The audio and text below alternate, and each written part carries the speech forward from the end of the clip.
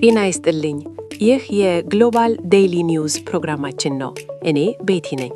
ዛሬ ሚያዝያ 16 2018 ወይም በዩሮፒያን ካለንደር ኤፕሪል 24 2026 ሲሆን በዛሬው ዕለት በዓለም ዙሪያ ከተከሰቱት ዋና ዋና መካከል በአሜሪካና በኢራን መካከል በባህር ላይ የተፈጠረውን አደገኛ የትኩሳት ልውውጥ፣ የዶናልድ ትራምፕ አነጋጋሪ የሆነው የዋይት ሃውስ አዲስ አዳራሽ ቤልሩም እና ሚስጥራዊ የገንዘብ ምንጮች፣ እንዲሁም የኢትዮጵያ ወቅታዊ ዜናዎች እና ሜታ በሰራተኞቹ ላይ የጀመረው አዲሱ የስለላ ቴክኖሎጂ የመሳሰሉትን ጉዳዮችን ይዘን ቀርበናል።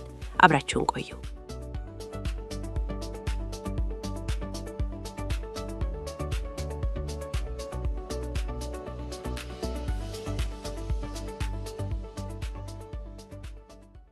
በቅድሚያ ወደ ሀገር ውስጥ ዜናዎች ስናልፍ የኢትዮጵያ መንግስት ከካናዳው ኩባንያ ጋር ወጣቶችን በካናዳ የስራ ዕድል ተጠቃሚ የሚያደርግ ስምምነት ተፈራርሟል።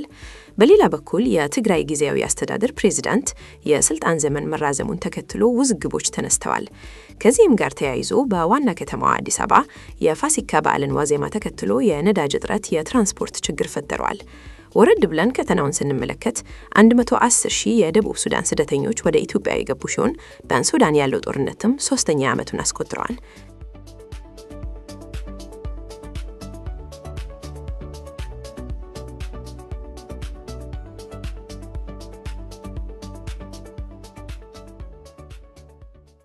ወደ ቀጣዩ መረጃችን ስናልፍ በአሜሪካና ኢራን መካከል ያለው ውጥረት አዲስና አደገኛ ምዕራፍ ላይ ደርሷል።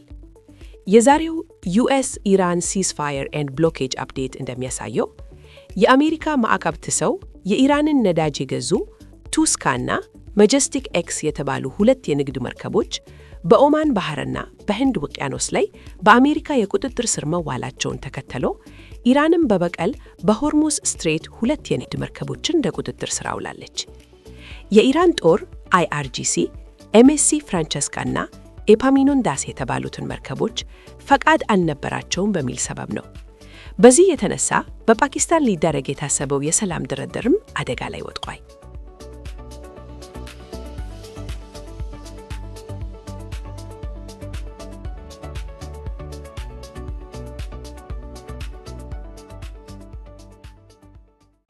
በሌላ በኩል ወደ አሜሪካ ፖለቲካ ስናመራ ፕሬዚዳንት ዶናልድ ትራምፕ በዋይት ሃውስ ውስጥ እያስገነቡት ያለው የቦልሩም ወይም የዳንስ አዳራሽ ግንባታ አወዛጋቢ ሆኗል። ለዚህ $400 ሚሊዮን ፕሮጀክት ድጋፍ የሚያደርጉ ሚስጥራዊ ለጋሾች ማንነታቸው እንዳይገለጽ የሚከለክል ሚስጥራዊ ስምምነት መኖሩ ተጋልጧል። ይህ አነጋጋሪ የሆነው የገንዘቡ ምንጭ ከፌስቡክ፣ ከአማዞን እና ሌሎችም ትልቅ ኩባንያዎች ድጋፍ ማድረጋቸው ቢነገርም በብዙ ሚሊዮኖች የሚቆጠር ዶላር ከየት እንደመጣ እና ወዴት እየሄደ እንዳለ በግልጽ አይታወቅም። ይህ ምንጩ ያልታወቀ ገንዘብ ሙስና እና ለራስ ጥቅም የሚውል ነው በማለት እየተቹት ይገኛሉ።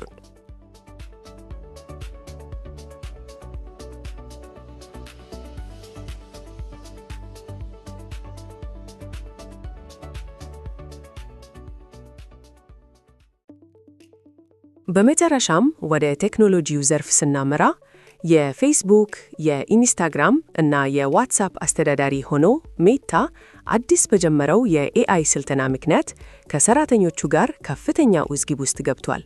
ኩባንያው የሰራተኞቹን በካምፓኒ ኮምፒውተር ላይ የሚያደርጉትን እንቅስቃሴ ወይም የኪስትሮክስ እና የማውስ ሙቭመንትስ የሚከታተል ሶፍትዌር መጫኑ ታውቋል።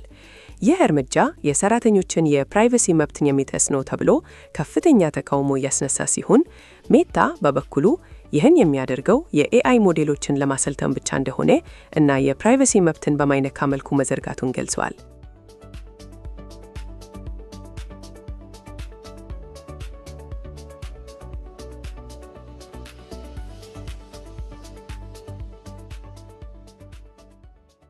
የዛሬው ግሎባል ዴይሊ ኒውስ ዝግጅታችን ይህንን ይመስል ነበር። ወቅታዊ እና ዕለታዊ የሆኑ ዋና ዋና የዓለም አቀፍና የአገር በቀል ዜናዎችን ለማግኘት ፖድካስታችንን በስፖቲፋይ፣ በዩቲዩብ፣ በአይሃርት ሬዲዮ እና በአፕል ፖድካስት ሰብስክራይብ እና ፎሎው በማድረግ የፕሮግራማችን ተከታታይ እንዲሆኑ እንጋብዛለን። ከዝግጅቱ ጋር አብሬያችሁ የነበርኩት እኔ ቤቲ ነበርኩኝ። ለዕለቱ የነበረን ዘገባዎች እነዚህን ይመስሉ ነበር። በሌላ ጊዜ እስክንገናኝ ድረስ ለሁላችሁም ሰላምና መልካም ቀን እየተመኘው በዚሁ እለያችኋለሁ። ቸር ሰንብቱ።